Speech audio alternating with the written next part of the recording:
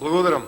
Заменик министерке Елези, јас ги имам за вас истите прашања кои што ги имав вчера, кои што вие не ги одговоривте, затоа повторно ќе ве прашам, затоа што должни сте да одговорите пред собранието, должни сте да одговорите пред јавноста, а тоа се следниве прашања.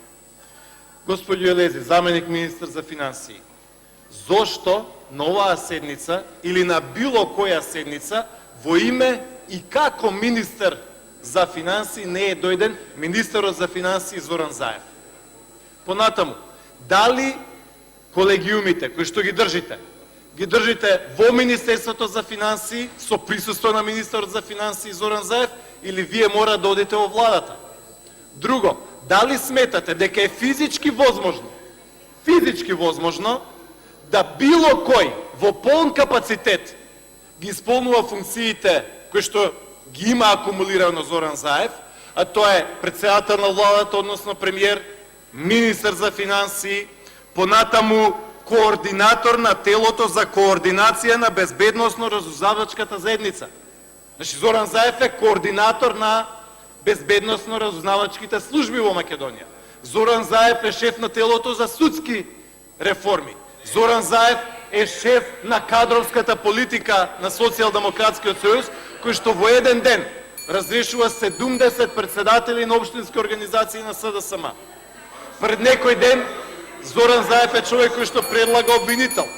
Па Зоран Заев денес ќе го менува законот кој што се однесува на медиумите, ќе се бори против, замислете, лажните вести. И така натаму, и така натаму.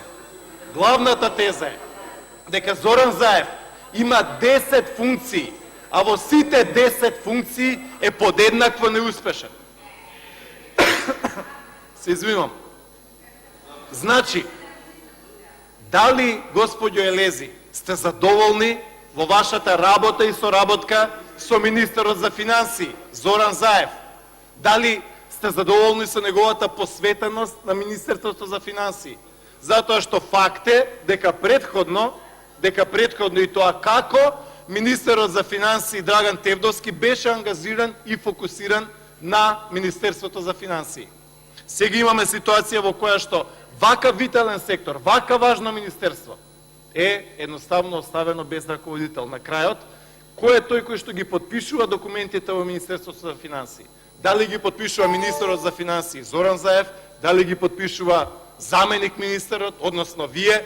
Значи, кој е оној всушност кој што ги тера работите во Министерството за финансии? Дали имаме министер за финансии во полн капацитет? Апсолутно немам. Ви благодарам. Како што имаме и неуспешен премиер. Ви благодарам. Има збор пратеник од Димитрија.